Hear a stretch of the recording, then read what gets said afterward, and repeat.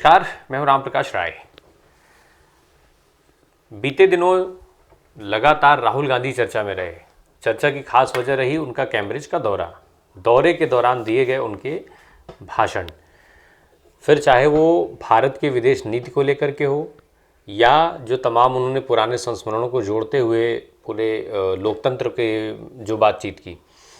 अब कुछ ऐसा ही न्यूयॉर्क टाइम्स के एक लेख को लेकर के भी हुआ है। न्यूयॉर्क टाइम्स ने एक उसमें अंदर एक लेख छपा है। वो लेख जो है वो अनुराधा भसीन, जो बहुत सीनियर जर्नलिस्ट रही हैं, सीनियर पत्रकार रही हैं, कश्मीर को जम्मू कश्मीर से बिलोंग करती हैं, उनका वो लेख है। और वो जो जब से वो लेख छपा है तब से लगातार इसको लेकर के भी कई तरीके के विवाद आ रहे हैं। विवाद इस कदर बढ़ा कि खुद भारतीय जनता पार्टी के जो मंत्री हैं अनुराग ठाकुर, उनको सामने आना पड़ा। अनुराग ठाकुर ने एक के बाद एक 2-3 ट्वीट किए लगातार इस पूरे जो आर्टिकल है उनका, उसकी क्लैरिटी को लेकर के। अब हम आपको पूरी बात बता देते हैं। दरअसल न्यूयॉर्क टाइम्स में एक लेख छापा गया जिसमें जो अनुराधा भसीन का जो लेख है, उस लेख में कश्मीर को जो है, कश्मीर में प्रेस के हनन की बात कही गई है, प्रेस की आज़ादी को ख़त्म करने की शुरुआत होने की बात कही गई है। इसको लेकर के अनुराग ठाकुर ने, जो मंत्री हैं केंद्र सरकार में, उन्होंने ट्वीट किया। अनुराग ठाकुर ने अपने ट्वीट करते हुए ये कहा, ट्वीट के माध्यम से उन्होंने आरोप लगाया न्यूयॉर्क टाइम्स के सहित, और इसमें उन्होंने विपक्ष को भी लपेट लिया। उन्होंने ये आरोप लगाया कि ये सब कुछ जो है वो जो सरकार है उसकी और प्रधानमंत्री नरेंद्र मोदी की छवि को खराब करने के लिए इस तरीके का दुष्प्रचार न्यूयॉर्क टाइम्स के द्वारा किया जा रहा है। इसके अलावा उन्होंने पूरी विदेशी मीडिया पर ही सवाल उठाए। उन्होंने ये स्पष्ट कहा है कि जो विदेशी मीडिया है वो भारत के प्रधानमंत्री नरेंद्र मोदी की इमेज को ख़राब करना चाहता है। इसी के चलते वो दुष्प्रचार फैला रहा है। इसके चलते उन्होंने विदेशी मीडिया को फटकार लगाने की कोशिश अपने ट्वीट के माध्यम से किया है। अनुराग ठाकुर ने अपने ट्वीट में लिखा है कि न्यूयॉर्क टाइम्स ने भारत के बारे में कुछ भी प्रकाशित करते समय जो तटस्थता है उसको बहुत पहले छोड़ दिया था। कश्मीर में प्रेस की जो आज़ादी की बात है, जो स्वतंत्रता की बात है, उस पर जो न्यूयॉर्क टाइम्स की तथाकथित राय भारत और उसके लोकतांत्रिक संस्थानों व मूल्यों के बारे में उसके दुष्प्रचार का भाग है। साथ ही साथ उन्होंने आगे भी लिखा है कि पीएम के बारे में जो झूठ फैलाने की बात जो उन्होंने कही है, उन्होंने लिखा कि न्यूयॉर्क टाइम्स व अन्य विदेशी मीडिया द्वारा भारत और हमारे लोकतांत्रिक रूप से चुने गए प्रधानमंत्री नरेंद्र मोदी के बारे में झूठ फैला रहे हैं। इस तरीके के झूठ लंबे समय तक नहीं चल सकते। एक दूसरा ट्वीट जो उन्होंने किया है उसमें लिखा है कि कुछ विदेशी मीडिया भारत और हमारे प्रधानमंत्री नरेंद्र मोदी के खिलाफ द्वेष पाल रहे हैं। साथ ही साथ उन्होंने ये भी लिखा है कि लंबे समय से व्यवस्थित रूप से हमारे लोकतंत्र और बहुसंख्यक समाज के बारे में झूठ फैलाने की कोशिश कर रहे हैं। उनका कहना था कि भारत में प्रेस की जो स्वतंत्रता है वो अन्य मौलिक अधिकारों की तरह ही पवित्र है। अब इसमें साफ साफ उनका आरोप है कि कश्मीर के बारे में, प्रधानमंत्री नरेंद्र मोदी की छवि के बारे में ये सारा दुष्प्रचार किया जा रहा है। कश्मीर के बारे में जो लिखा गया है न्यूयॉर्क टाइम्स के उस आर्टिकल में, वो सारी चीज़ें जो है वो गलत हैं और वो झूठ फैलाया जा रहा है। झूठ फैलाने का काम न्यूयॉर्क टाइम्स कर रहा है। उन्होंने अपने ट्वीट में लिखा है कि भारत में लोकतंत्र और हम लोग जो है वो बहुत परिपक्व हैं और हमें इस तरीके के एजेंडे चलाने वाले जो मीडिया से लोकतंत्र के व्याकरण को सीखने की ज़रूरत नहीं है। एनवाईटी द्वारा कश्मीर में प्रेस की आज़ादी के बारे में फैलाया गया झूठ निंदनीय है। भारतीय ऐसी मानसिकता को भारत की धरती पर अपने एजेंडे को चलाने की अनुमति नहीं देंगे।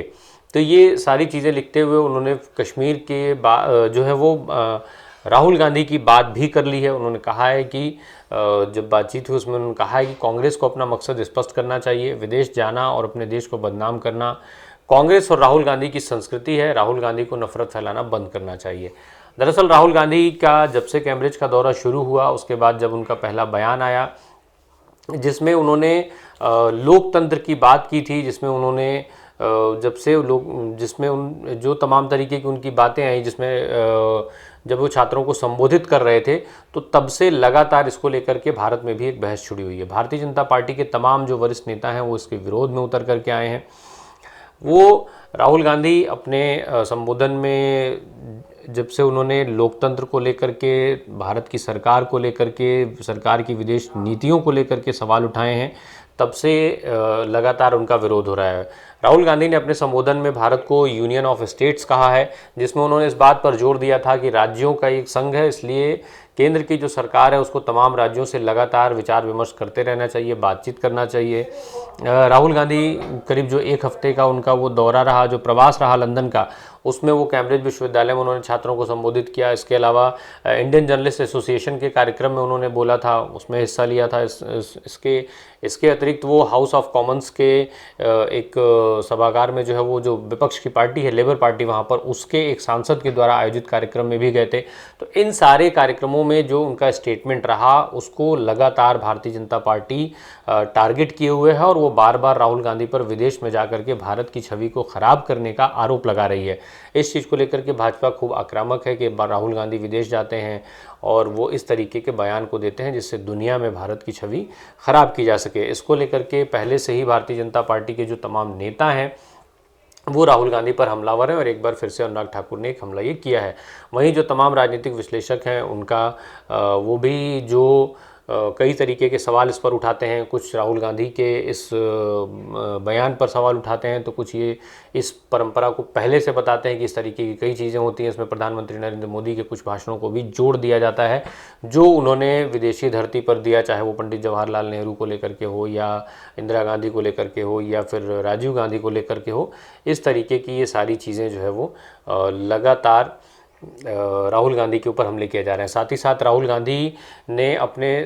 गांधी जो न्यूयॉर्क टाइम्स में लेख छपा है प्रेस की आज़ादी को लेकर के, वैसा ही कुछ आरोप राहुल गांधी की तरफ से भी लगाए गए थे, जिसमें उन्होंने कहा था कि लोकतांत्रिक ढांचे पर लगातार सरकारी हमले हो रहे हैं। साथ ही साथ संसद, न्यायपालिका और प्रेस पर लगातार दबाव बनाया जा रहा है। इस तरीके का आरोप जो है वो राहुल गांधी अपने भारत जोड़ो यात्रा के दौरान भी लगाते हुए सुने गए थे, जब बार बार वो मीडिया पर आक्रामक होते थे। वो ये कहते थे कि मीडिया कर्मी जो वहाँ पर मौजूद होते थे उनके लिए वो अपने संबोधन में कहते थे कि इनकी गलती नहीं है, लेकिन जो मीडिया संस्थान है वो सरकार के कंट्रोल में है।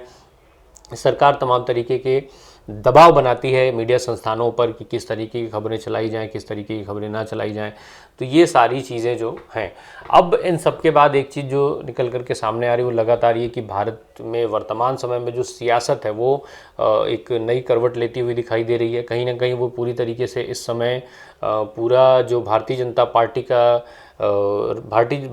पार्टी के जो तमाम नेता हैं वो राहुल गांधी पर आकर के सिमट गए हैं और लगातार उनको टारगेट कर रहे हैं, लगातार उनको लेकर के कई अलग अलग तरीके के बयान आ रहे हैं।